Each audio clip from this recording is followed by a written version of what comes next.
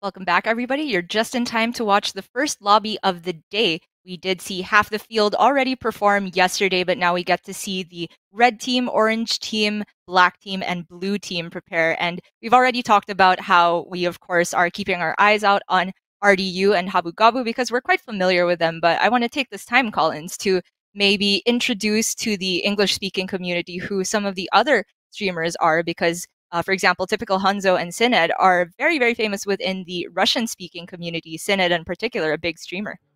Yeah, it's nice to see all the players coming for this tournament. It's nice to see them working together, trying to figure out what the best strategies are for all the new patches, all the new changes that are happening. They were already in the first game. It looks like we're looking at Izum deciding on what to pick here. Yep, very interesting choices. If this were a couple months ago, I would snap pick the Eudora, but ever since she got nerfed to having to dig 5 times, definitely seems like it's a bit too slow. Barov definitely stronger when you get to consult with your teammate. And you can see here there's an Omu, a Maiev, pretty strong lobby. We saw this is the first Shinvala I'm seeing, if I recall correctly, of this tournament. So we'll see how this hero performs in a strong environment. Definitely excited to see it. Unfortunately, though, Shanvala's a hero that can't quite make use of an early deck swabby, unlike some of the other heroes that maybe curve out in a different way than the standard 4 gold and 7 gold levels. I do expect, of course, that he's just going to take the Rockpool Hunter here. Yeah, a lot of people are starting with Rockpool. It looks like Maiev also decided to buy a minion. Some Maev's hero power on one. Oh, this probably fighting against a teammate, buying the minion and not using... not playing it. Yeah, definitely seems like RDU is faced off against Gabu here. We do see that for this lobby, it's Beasts and Dragons that are banned. So, Collins, how do you think that's going to maybe lean some people's preferences towards a late comp differently? Well, that's actually a pretty big change. I think we saw from the last yesterday that dragons were a really favorite among a lot of the popular players here. I think that being removed from the table means that people aren't really going to be looking for tier 6s as much as they would before. Also, with Beast being gone, that means Mama Bear's off the table, right? So 2 of the big directions that people are using in the last game off the table. Probably will see a lot more elementals in this game. Very interesting. We do see here from Izum, he had his first bet as Barov, and the Omo was actually his teammate Sir Salty. So the fact that he is betting on the Edwin means that Sir Salty is communicating to him that he probably doesn't feel that his minion is too strong. But the risky thing with Barov this early on is that it's very common to get ties, and you don't actually get the gold for that. Yeah, this is one of the most important bets for Barov. If they can get the money here, they actually have a much cleaner transition, and he does hit the bet, so he has a lot of options now. That is huge, and the hero power, of course, the tavern level just down to 1 gold because of the double deck swabbies. How do you actually approach this curve now with so many different options? I actually like leveling for sure, buying the 2-1, and probably even use all of your gold here to buy the 2-3 as well. You get a lot of tempo. Most likely will win the round. He is fighting the Edwin, so it probably will take him if he does that play. Not much time left to do everything, but there was just enough gold to go for what you were saying. I hope you got the level in. Oh, okay, he got the level. Okay. I was very worried that he did not get that though. Yep, it came right down to the last second there. He did also bet on the Maiev, which I think is very safe to do because Maiev is one of those heroes that likes to buy extra minions earlier on and maybe go for consecutive levels around the 7 gold turn. It actually looks like the Maiev lost though, so very unfortunate for him.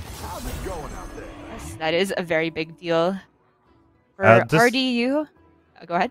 This is like a pretty good turn for RDU here. He's going to be able to buy in hero power, kind of get the scaling where he wants. He has 2 token generators or money generators in his hero power selection, so he should be able to scale pretty cleanly here. Yep. What do you think about the decision to hero power the swabby and buy the token instead of vice versa? Because you could make an argument for trying to get the discount immediately on the tavern hero. The way the discount works, it's not going to be useful once you start leveling because you have a very clean level hero power curve until you get to like Tavern 4, Tavern 5, where you want to maybe buy something and level. That's why he's waiting on using that ability or using the swap.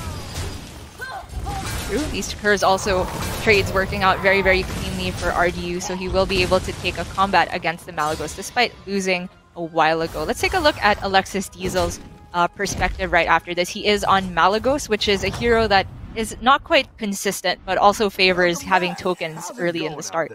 Yeah, this is one of the heroes I kind of like playing sometimes because you can, if you get to Tavern 4, Tavern 5, you can start hero powering weak Tavern 4, Tavern 5 minions and making a composition out of it. He hero powered the money and got a good card for himself. So kind of an interesting play here. I don't think a lot of people would hero power just hold on to the money there. That's true. The free dealing gambler is a card that you often buy earlier on because it has good stats and then you can cash it out later. But I think because Alexis Diesel particularly has the Party Rock combo, that he was really trying to hit an elemental around the tier 2 tavern to try and get those buffs rolling immediately. Do you like him buying the pair here instead of the teacup? I think in these type of tournaments, you do need to hit triples into a huge power spike. So it does make sense to refer to just getting pairs when you can. So you have the opportunity of maybe power spiking in the later turn. And he is faced off against Izium on the Lord Barov. Yeah, he's It does look like the lack of attack on the Molten Rock is a problem here. It looks to be a close battle. It's very deterministic on how the bombs played out. I think the bombs went into his favor, dealing as much damage as they could. So he got the nice one.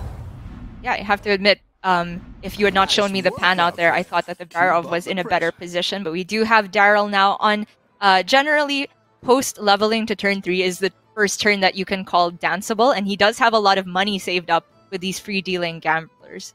Yeah, if he really wants to, he can just pop off this turn and dance on both of those 4-3s, but he's probably deciding to play it safe and maybe just filling up his board and maybe finding a better target to dance on. How do you feel about this option on the last 2 gold to roll instead of, say, selling one of the smaller minions and just buying one? I think if he was going to sell one of his small minions, he would have done that first, right?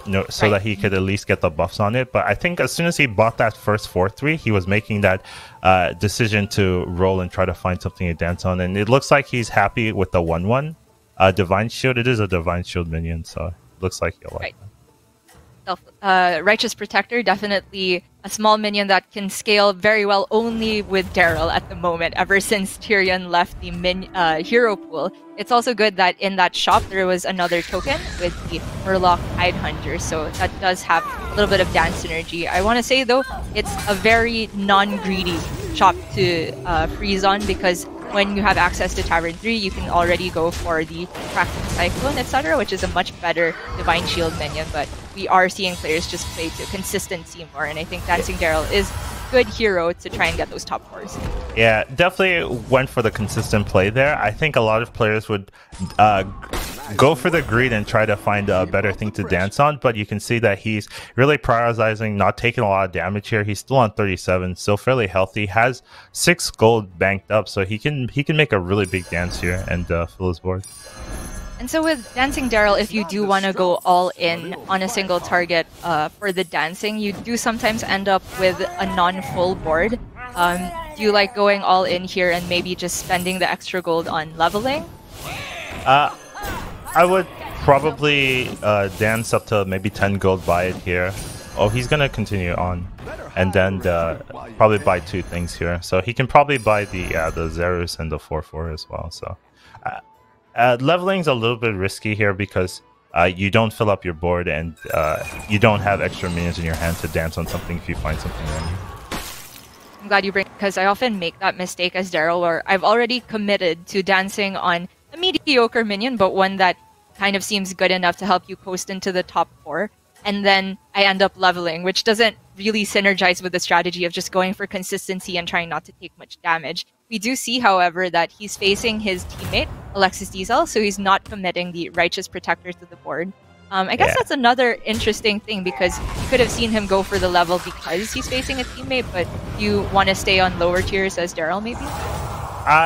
It's because he committed to locking for the 1/1 Divine Shield that he has to dance there. So he probably couldn't afford to level at that point because it means he wasted a lot of his potential, a lot of his turns if he decided to level because he's fighting his teammate. Oh, sorry. I meant like after he danced, he had enough gold left, right, to level after that. But then he bought 2 minions. It becomes harder to scale if you start leveling without something to guarantee dance on, right? Because if you level and you roll and you don't hit anything, you're going to be extremely far behind. So he just went for the safe play. Right. Especially since as Daryl, when you go up to Tavern 4, that's when you have 5 minions in the shop, and then you have to have a splash dance target where some of your dances land on the minion you don't actually want to buy. So I've seen people stay on 3 to try and get that done more consistently. We do see here for RDU a triple trying to land one of those crucial 5 drops and... and hits it. Hits the nuts. Wow, he's so strong now. I was wondering if he was going to stay on 4 so he could get the 5, right? Hit the brand. This is the best hit he could hit here. He already has a Bergogo in his hand that he's holding on, just hoping that he finds a brand as well. So he's really gonna find a massive power spike on this turn. Surprised that he didn't he found the triple. I'm surprised he didn't sell the 8/8 and kept it as well. That's true. He did miss 1 token because of the board space, but it does look like RDU is just prioritizing the stats here. It's definitely not wrong by any means, but oh my goodness, another brand. It's crazy to me that before we even tuned in, he had all these Murlocs saved up, not the brand yet, but when we finally get to see him try again for a 5 drop, it is the perfect one, and RDU already looks like a runaway favorite to the lobby. Yeah, definitely insane play here. He ends up selling the 8/8 at the end, which is what I was assuming he was going to do at the very beginning, but his play is still insane, destroying the lobby right now. Probably going to be the strongest in the lobby with that massive discovery that he got. True. Maybe not the most optimal if he expected to end up filling the board anyway, but might not matter in the long run because it's tough to outscale Murlocs when they have the brand Bagurgle this early on. We do see RDU almost dealing lethal damage to Izium, and I wonder if anybody is playing Elementals and starting to scale. I'm not sure what can beat this.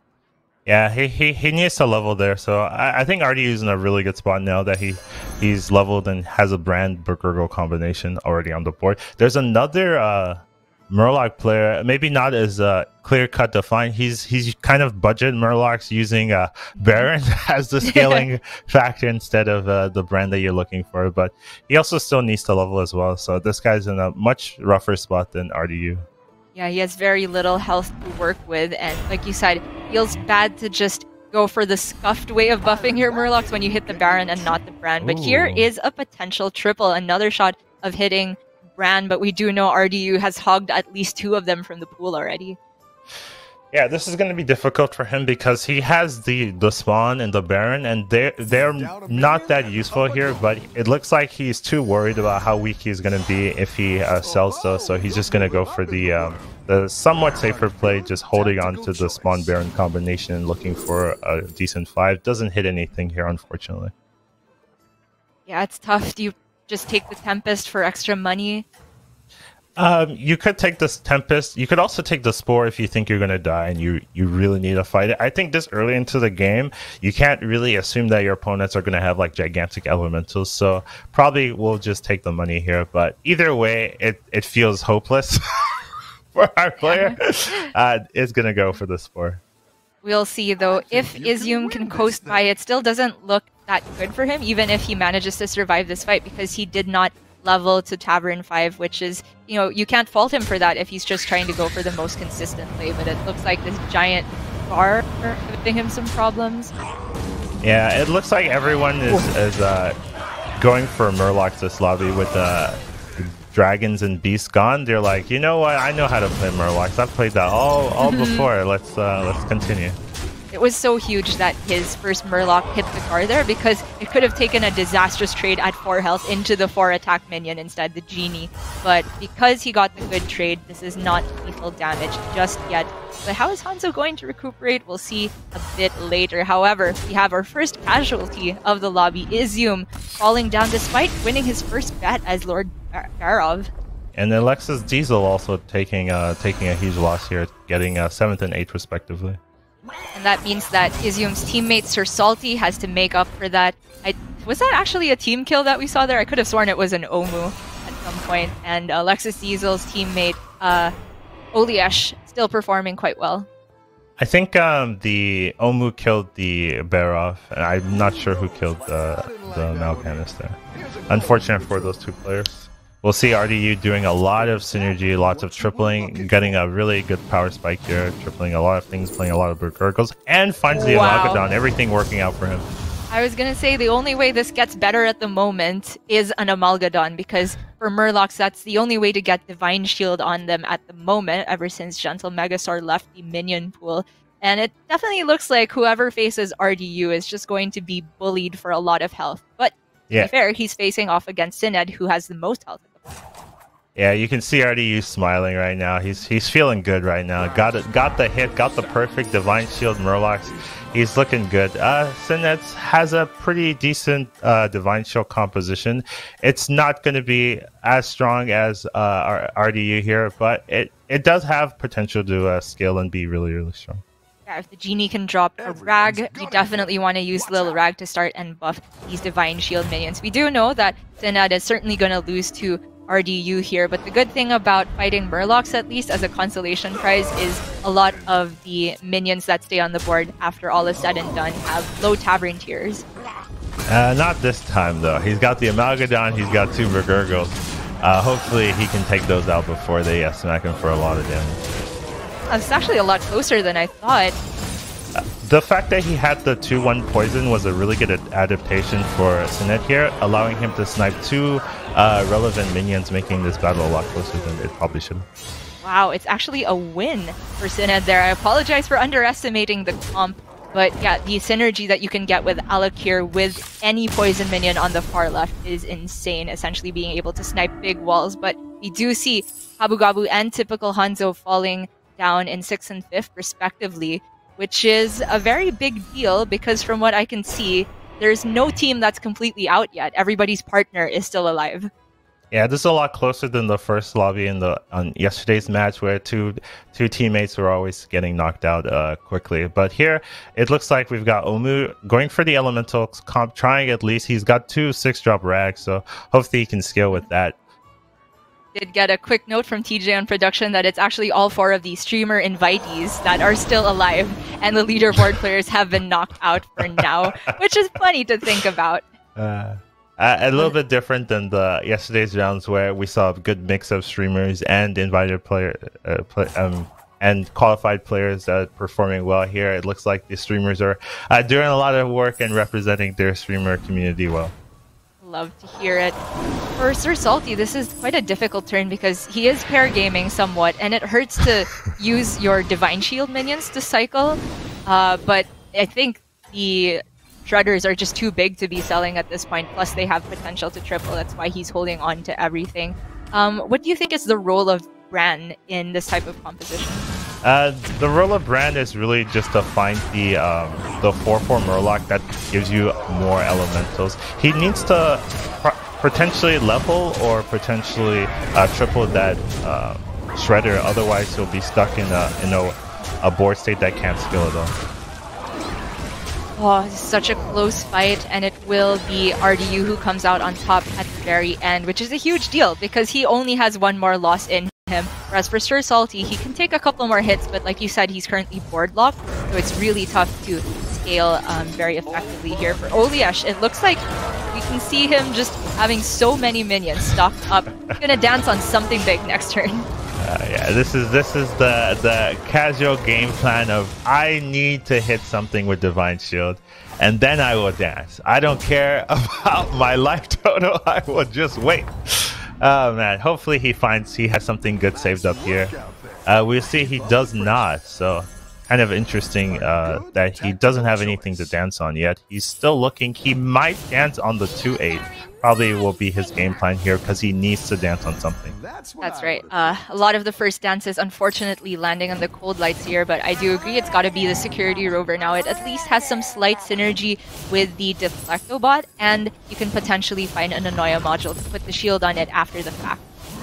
I love how he's just casually throwing away Tavern 6 minions. Like, I don't need this. I don't need this. This isn't useful. Gar is short for garbage in this instance. He is getting rid of all of that, but he is going to find another tier 6 minion with his triple on the Wildfire Elemental. He's actually still on 4, so he's not going to get a 6. He's going to get a 5 drop. He got the Gar from the Genie, which can give you 6 drops even if you're not on 5 or 6.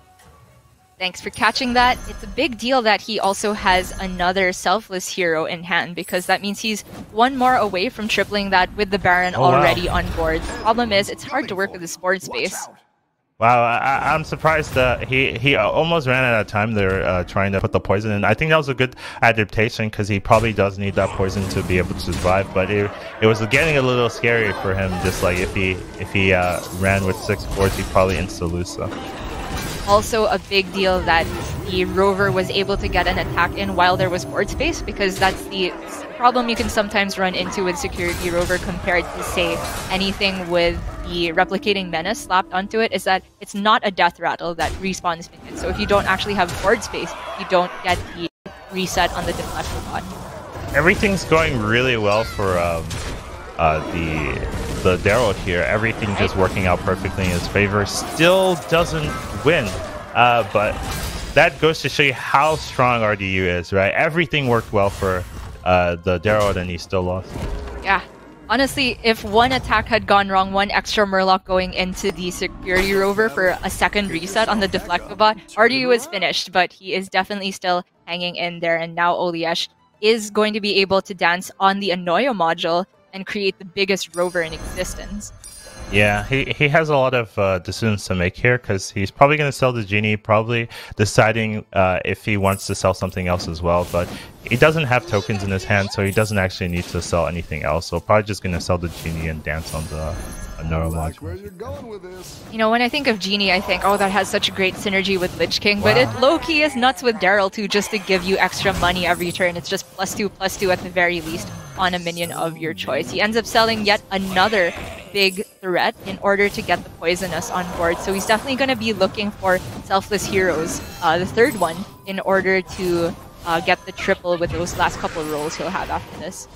Yeah, I like the play he made. I wasn't considering that play at all. He ended up selling the big Divine Shield minion just so that he could add another poison into his hand. Pretty sure that was planned, and just a good setup to find exactly what he's looking for.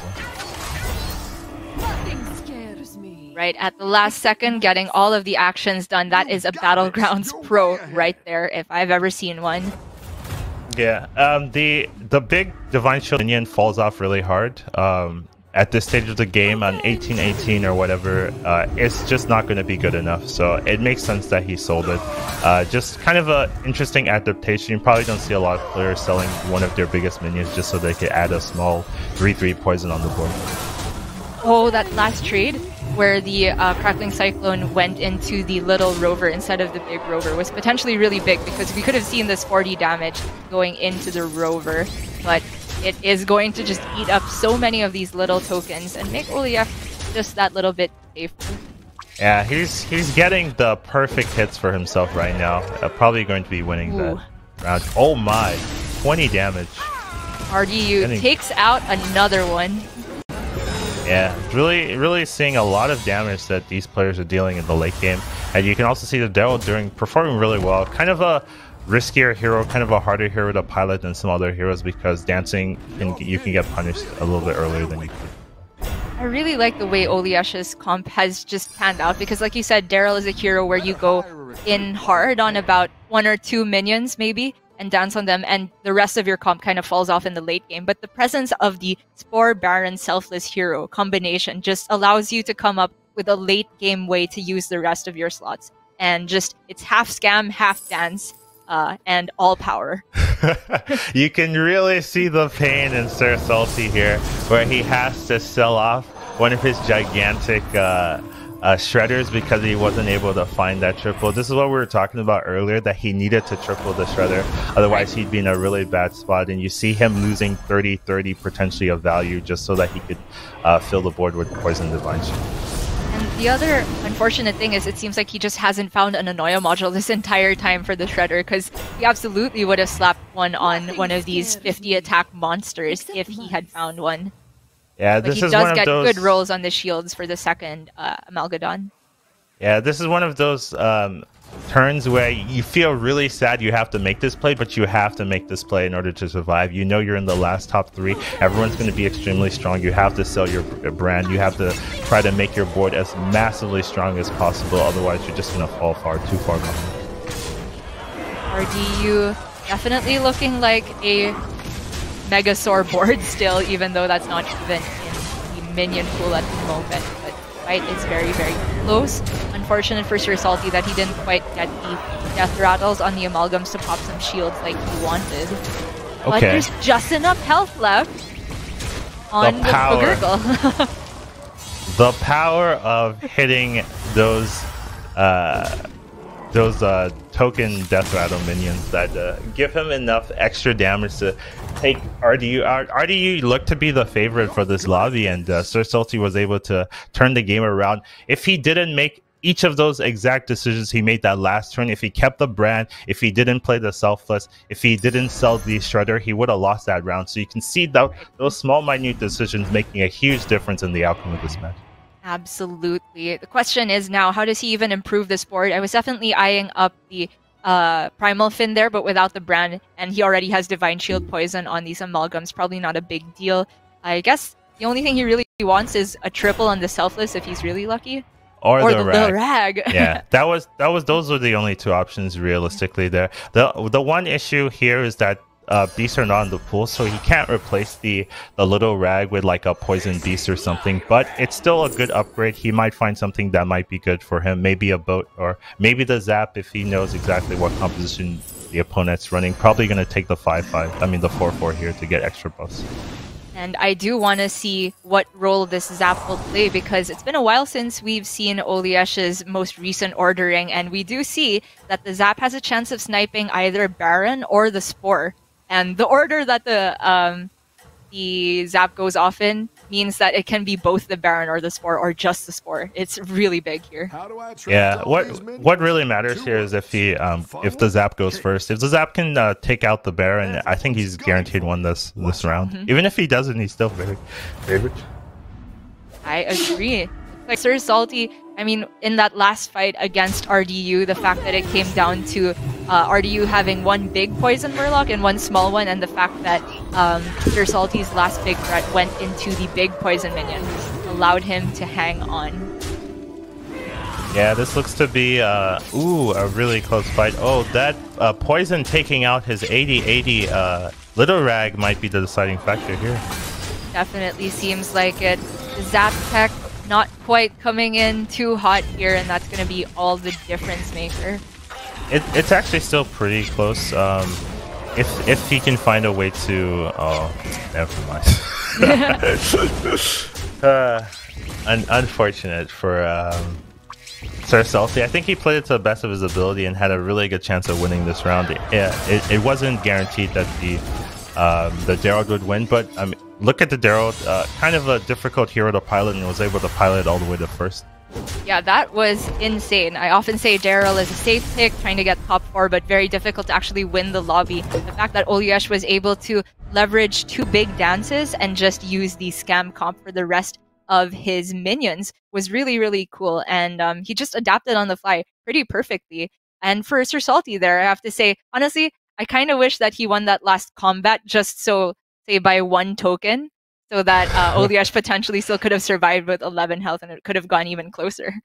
Yeah, that was a really close battle. You saw a lot of players utilizing their heroes to good effect, and figuring out a way to make each of them work. I think Daryl had a really smart game plan. You could see in the mid game he was abusing the genie to get lots of extra minions in his hand that he could sell to have huge buffs. So he's utilizing one of the new abilities in the elemental patch, generating card advantage through genie to actually make Daryl even stronger than it was before. And because of that, we do have these standings now all in. And, by virtue of the top 4 being all players from different teams, we have a very, very tight race already right at the start. But it is the black team who comes out on top right now, despite Alexis Diesel finishing second to last. The fact that Oliash managed to take that crucial 7 points puts them in a small lead here. Yeah, this is a very, very close first lobby for all the teams. Nothing's really set in stone. Everyone's performing decently well. So we're really going to have to see how the other 7 lobbies shape up. The funny thing is, if that last combat between Sir Salty and Oliash went the other way around, we could have had everybody tied at 7 points here. Just a perfect, evenly spread lobby. That would be really fun to see. But still, because the differences are very small and the players on average performed good enough to even out how their teammates did, it's still very much anybody's race. And we have, 7 lobbies still to get through? It's so exciting, Colin. So much Battlegrounds action.